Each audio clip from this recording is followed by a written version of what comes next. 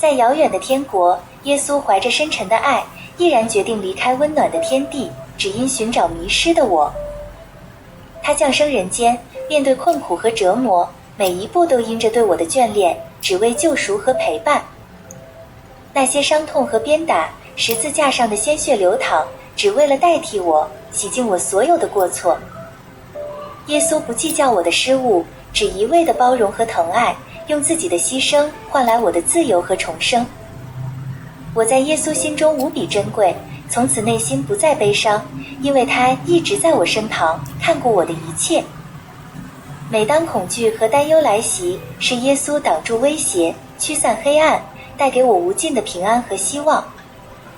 即使我软弱痛苦，他也毫不放弃，宁可自己受苦，也绝不容我受伤。我明白自己是耶稣的挚爱，因为他无条件守护着我，医治一切病痛，赶走所有邪恶。在每个夜晚低谷，耶稣的温柔话语再次拥抱我，让我知道，我就是他最深的牵挂和爱。如今我不再孤单，不再惧怕，因为耶稣的深情把我托举，让我的人生从此焕然一新。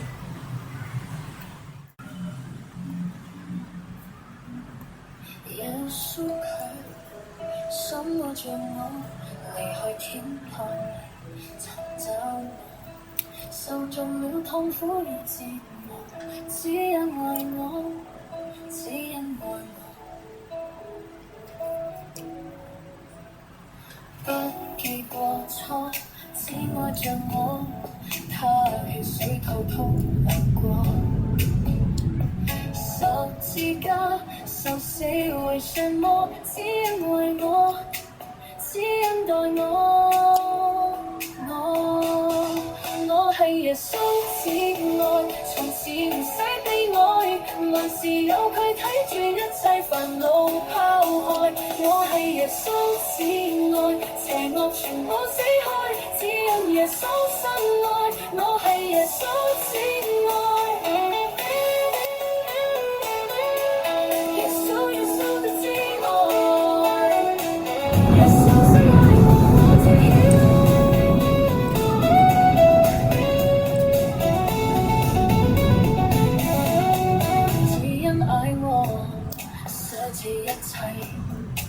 自己將比你提醒我，忍心我痛苦與折磨，甘心替代，甘心代替。